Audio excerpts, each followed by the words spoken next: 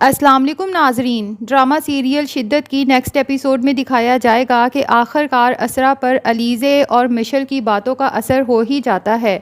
اور وہ پھر سے وہی رنگ پہننا شروع کر دے گی اور ویسے ہی تیار ہونا شروع کر دے گی جیسا وہ شادی سے پہلے ہوتی تھی، کیونکہ اس نے سلطان کی محبت میں اس کے رنگ میں خود کو رنگ کے بھی دیکھ لیا، لیکن سلطان کو پھر بھی اس میں خامیاں ہی نظر آتی ہیں، تو وہ سوچ لیتی ہے کہ اب میں وہی کروں گی، وہی پہنوں گی جو مجھے اچھا لگے گا۔ پھر جب وہ تیار ہو کر اپنے گھر اپنی بھابھی اور ماں سے ملنے جاتی ہے تو علیزے تو اسے دیکھ کر بہت ہی ایکسائٹڈ ہو جاتی ہے اور کہتی ہے کہ یوں لگ رہا ہے جیسے ہماری اسرا واپس لوٹ آئی ہے، اور اسے کہے گی کہ تم بہت پیاری لگ رہی ہو۔ اسرا بھی اپنی تعریف سن کر دل سے خوش ہو جائے گی کہ چلو، سلطان نے تو نہ پہلے کبھی میری تعریف کی ہے، نہ ہی اس سے کوئی امید ہے، کم سے کم علیزے تو مجھے خوش ہوئی نا اس طرح تیار دیکھ کر۔ اور اپنی بیٹی کو مسکراتا ہوا خوش دیکھ کر اسرا کی ماں بھی خوش ہو جاتی ہے اور کہتی ہے کہ شکر ہے میری بیٹی کے چہرے پر زندگی کے آثار تو واپس آئے، ورنہ تو اسے دیکھ کر میں اندر ہی اندر گھلتی جا رہی تھی کہ میری بیٹی شادی کے بعد اس طرح سے خوش کیوں نہیں ہے جیسے شادی سے پہلے رہتی تھی، اور علیزے کو سمجھاتی ہے کہ جب تم خوش رہو گی تو یہی زندگی، یہ خوشیاں تمہاری روح میں اتر جائیں گی۔ زندگی کی تلخیوں کے سامنے ہار مان لینا عقل مندی نہیں ہے، بلکہ زندگی میں آنے والی تلخیوں سے مقابلہ کرنا چاہیے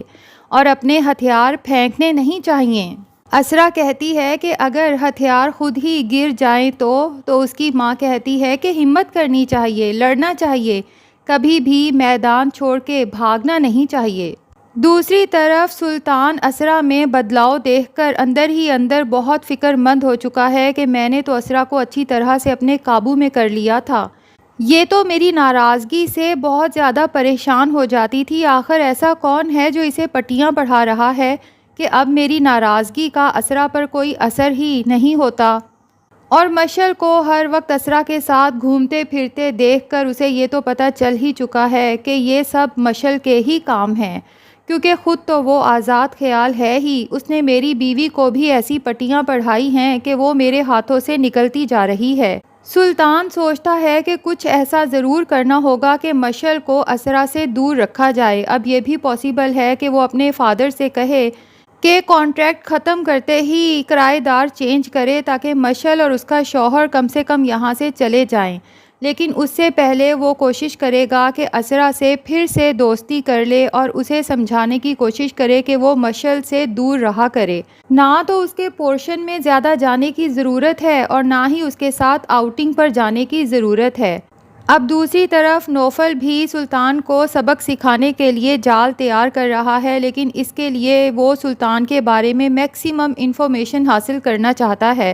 کچھ تو اس کو سوشل میڈیا پر بھی اسٹاک کرتا رہتا ہے اور پریزے سے بھی کہتا ہے کہ جتنا تمہیں سلطان کے بارے میں پتہ ہے مجھے سب بتاؤ، تاکہ سلطان کو پھنسانا آسان ہو سکے اور ہم چاندنی کو بھی اسی طرح سے تیار کر سکیں کہ سلطان جب اسے دیکھے، اس سے ملے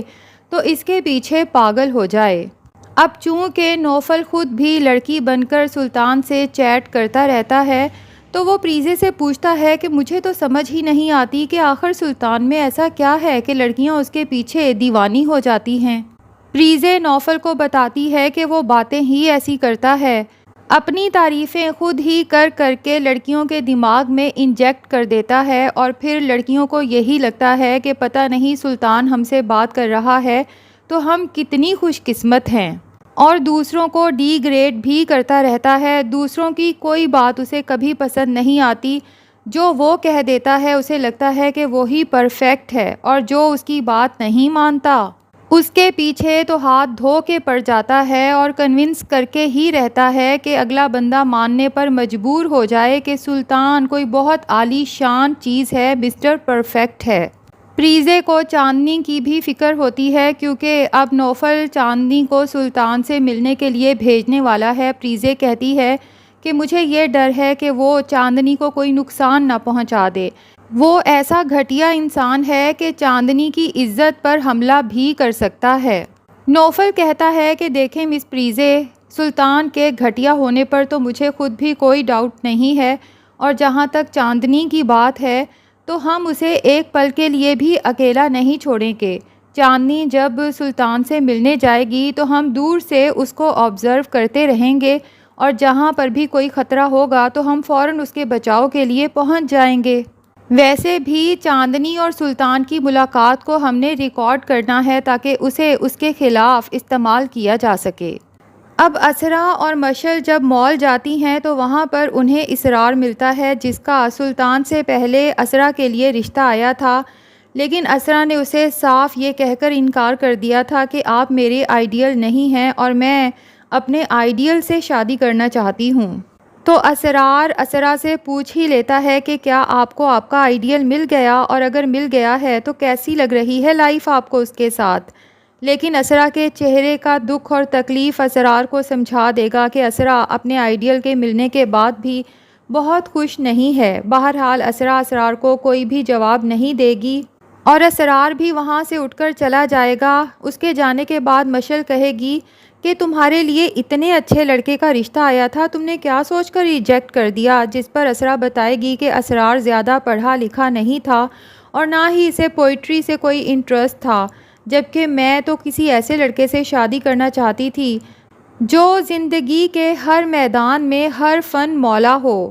اور جب میں نے سلطان کو دیکھا، اس کی لائف کی اچیومنٹس کو دیکھا، تو بس میرے دل نے کہا یہی تمہارا آئیڈیل ہے۔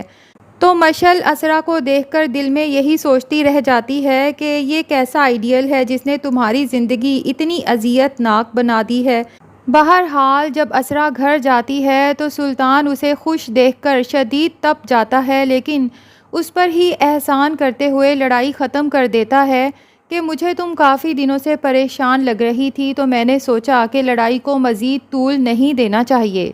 اسرا دل میں سوچتی ہے کہ میں تو پریشان ہوں ہی نہیں، میں تو اپنی لائف انجوائے کر رہی ہوں۔ لیکن لڑائی ختم کرنے کا سلطان کا اصل مقصد یہ ہے کہ وہ اسرا پر پابندی لگا سکے کہ آج کے بعد تم نے مشعل کے ساتھ وقت نہیں گزارنا اور جتنا ہو سکے اس سے دور رہنا۔ اب نیکسٹ ڈے مشعل جب اسرا سے ملنے آتی ہے تو اسرا خود ہی مشعل کو بتا دیتی ہے کہ سلطان نے خود ہی لڑائی ختم کر دی ہے۔ مشعل کہتی ہے کہ ٹھیک ہے، لیکن تم نے اتنی جلدی نہیں ماننا تھا، اس طرح تو تمہاری ویلیو کم ہو جائے گی،